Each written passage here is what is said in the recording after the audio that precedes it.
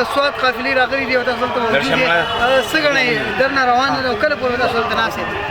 بسم الله الرحمن الرحیم. موږ به د خپل قایدینو د حکم پورې ناست انشاءالله. اوس جلسه جوړ کې ختمېدو الله د مولانا صاحب تقریر بعد بیا به د رهبر کمیټه انشاءالله چې کله میټینګ وشي او هغه څه حکم وکړي انشاءالله هغې پورې موږ ناست یو. موږ تلو والا نه یو، موږ راغلي په دې باندې وو چې د نیازي صاحب نه استعفا غواړو او چې کله هم عمران نیازي استعفا ورکړي نو موږ پاسو، هغې نه مخکې موږ نه پاسو. وزیر اعلی صاحب اعلان کړی سواد به قافلې نه ځي، دا ته اوس څومره خلک به راغلي او تاسو به کله پورې دلته په اسلام آباد کې ناست؟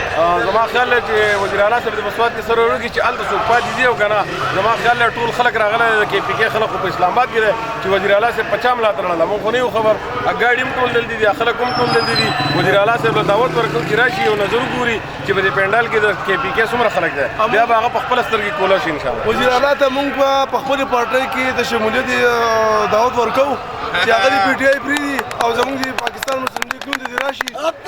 هغو کار نه دی، هغو نه ور خطا شوی دی او دغه ته موږ خپل زور په قانون په 31 تاریخ باندې ښوولی دی او انشاءالله تعالی چې څو پورې نیازي کوز شوی نه وي د هغه ځای پورې د هغه ټایم پورې به زموږ دلته کې درنه وي او انشاءالله واپسې به نه کېږي.